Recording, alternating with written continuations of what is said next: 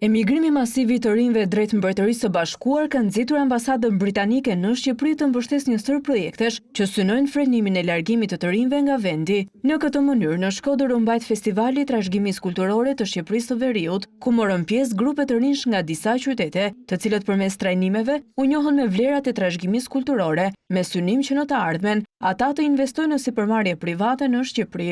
Aktiviteti sot apo iniciativa sotme për fuqizimin e të rive për të ndërtuar një të ardhmen më të mirë në Shqipëri. Kemi trajnuar rreth 60 të ri, janë aftësuar për mënyrën e hapjes së një sipërmarrjeje private, janë trajnuar për praktikat e traditave të tyre lokale si në artizanat dhe në gatime, të cilat janë shumë të rëndësishme për hapjen e një sipërmarrjeje. Të rinj pjesëmarrës në këtë aktivitet shprehen se bashkëmoshatarët e tyre kanë zgjedhur të emigrojnë, pasi duan të krijojnë një të ardhme më të sigurt për veten e tyre.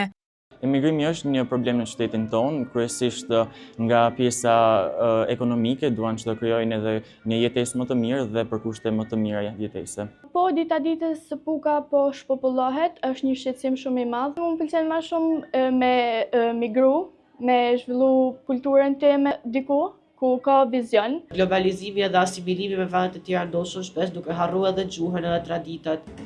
Në këtë aktivitet të rinjt interpretuan rituale zakonore të sofrës së veriut, ku ishin servirur gatime tradicionale të qyteteve të tyre.